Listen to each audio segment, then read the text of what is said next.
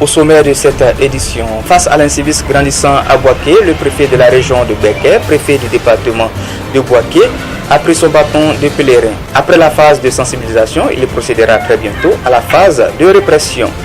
Un mot de religion, les fidèles musulmans de la ville de Bouaké ont commémoré la naissance du prophète Mohamed, appelé Nuit du Maouloud. Prières et bénédictions ont meublé cette célébration. Mesdames et messieurs, bonjour et bienvenue à ce journal de Ivoire Express TV. Parlons d'incivisme à Bouaké. Le préfet de la région de Békay, préfet du département de Bouaké, Thio Fosier, veut s'attaquer aux actes d'incivisme. Pour ce faire, il part de la sensibilisation avant la phase de répression prévue pour bientôt. C'est dans ce cadre qu'il a rencontré les chefs de communauté le mercredi 21 novembre dernier pour leur implication dans cette lutte contre l'incivisme. Le point avec Mohamed Fadiga et Gué Ferdinand. Mauvaise conduite, le non-respect des biens publics, non-respect des autorités. C'est le constat fait à Bouaké depuis plusieurs mois. C'est pourquoi le préfet de la région du Békay, préfet du département de Bouaké, a initié cette rencontre de sensibilisation avec la communauté en vue de mettre en place un comité de répression de tout acte d'incivisme. Je suis arrivé, le premier constat c'est ce que je découvre et je sais, avec tout ce que j'écoute, que nous avions une possibilité de toucher quelques éléments. Et ce qu'on a remarqué, et les rapports qui sont faits, trouvent que de façon exceptionnelle, l'incivisme de tout ce que je venais de citer ce matin, à savoir le manque de respect envers l'autorité, envers les installations de l'État, envers, je dirais, les personnes en face, parce que la politesse de tout individu, c'est donner ce qu'il faut à celui qui est en face de vous, la considération, le respect, l'obéissance. Rien de tous ces éléments n'est considéré. Rien du tout. Et c'est pour ça que j'ai voulu avoir tous nos parents avec nous ce matin, tous les élus avec nous ce matin, pour qu'ensemble nous puissions toucher ces éléments pour faire avancer, assainir un tant soit peu la ville de Bouaké et ensuite appeler toute personne qui pourra venir nous aider pour le développement de la cité. La répression, donnez-moi, le jour où je vais me trouver à partir de 4 à 5 heures du matin en ville, c'est que la répression a commencé. Je vous demande de me suivre à partir de cet instant. Des participants à la rencontre ont invité des parents à la prise de responsabilité. Chacun de nous est conscient des effets néfastes de ce comportement d'incivisme sur la population. Que chacun de nous se remette en cause. Que chacun de nous se dise que nous avons une part de responsabilité dans ce comportement. Les mauvaises conduites ont occasionné plus de 952 accidents, dont 44 cas de mortalité.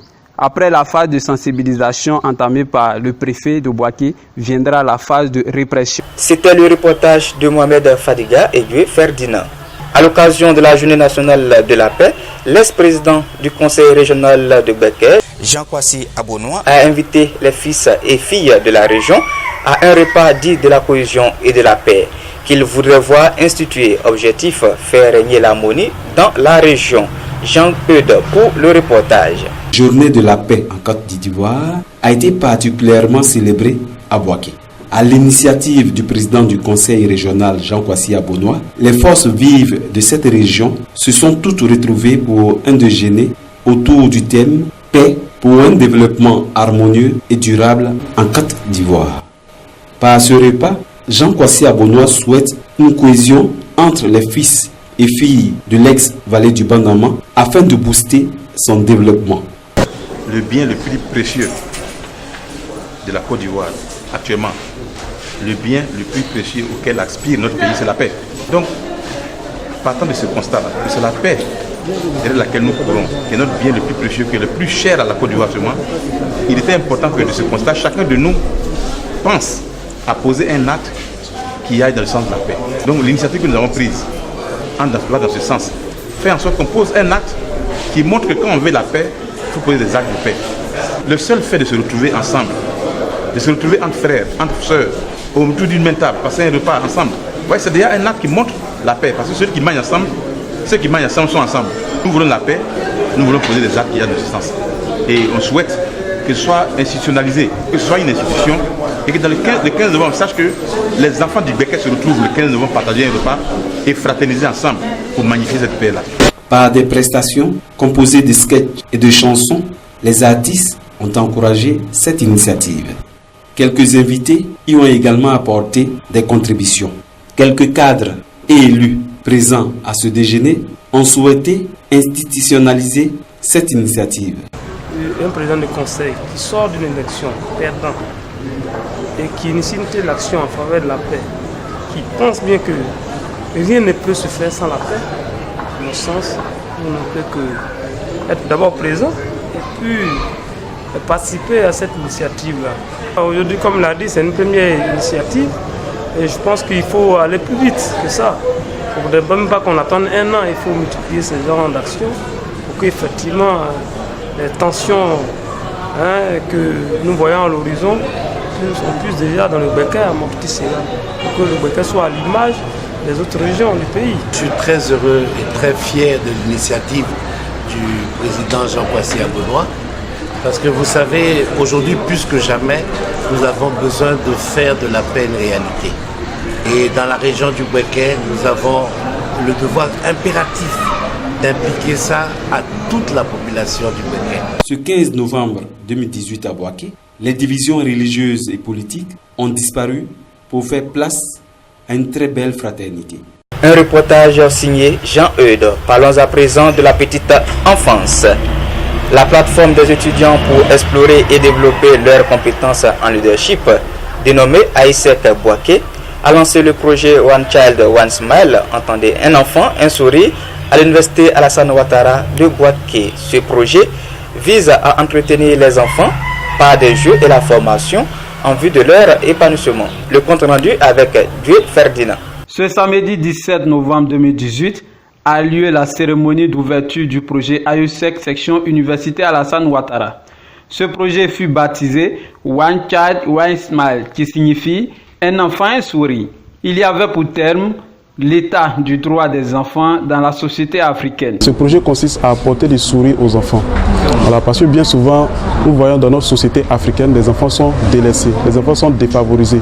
Si bien qu'aujourd'hui, on a le phénomène des enfants en conflit avec la loi.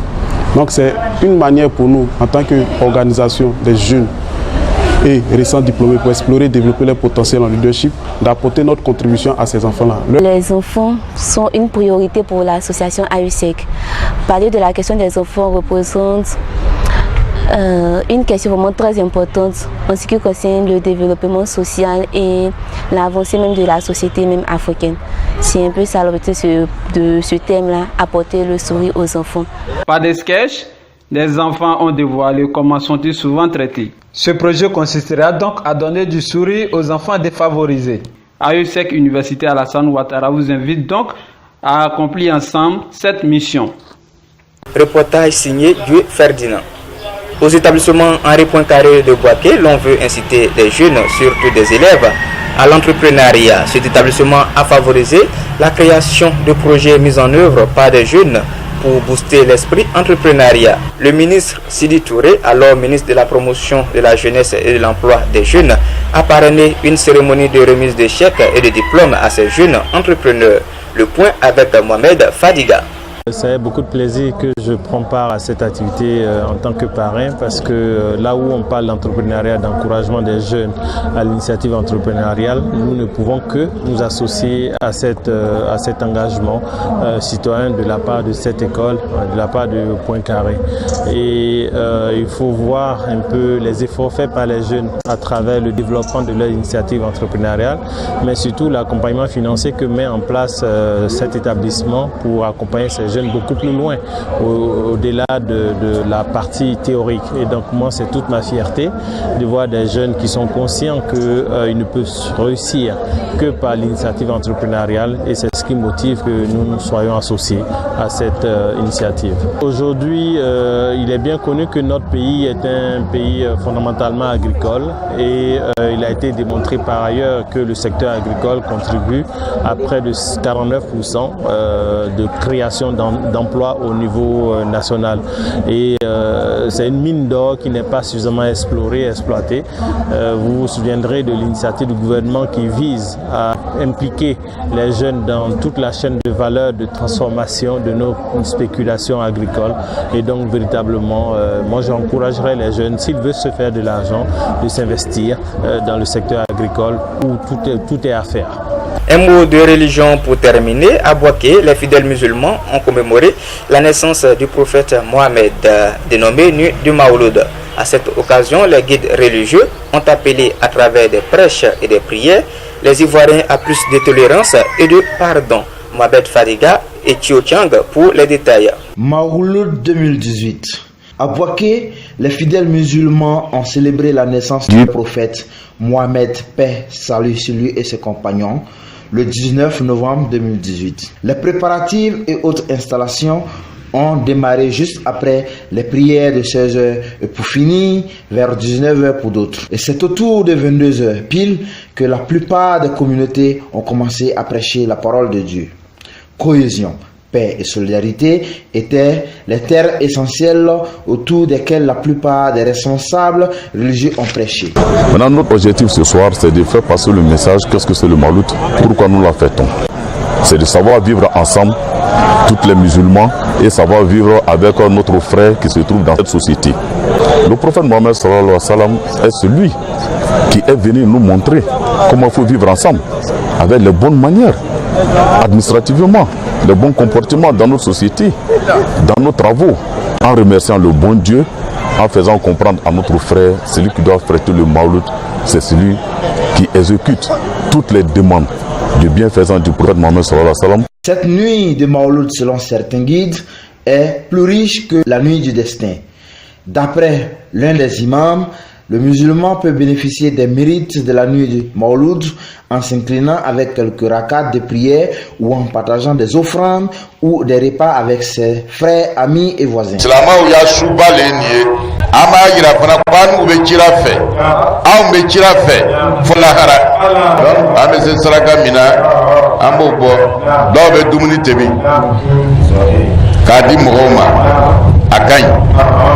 Donc fana bɛ ji di mɔgɔw ma a ka ɲi dɔw bɛ boisson di a ka ɲi dɔw ka misi le di misi a ka ɲi dɔw ka wari le di donc saraka ma bolo ma. Des autorités administratives et d'autres guides chrétiens ont à leur tour donné un sens particulier tout en honorant de leur peuple. C'est ce reportage de Mohamed Fadiga et de Thio Chang qui met fin à ce journal. Merci de nous avoir suivis sur Ivoire Express TV. Rendez-vous au prochain journal.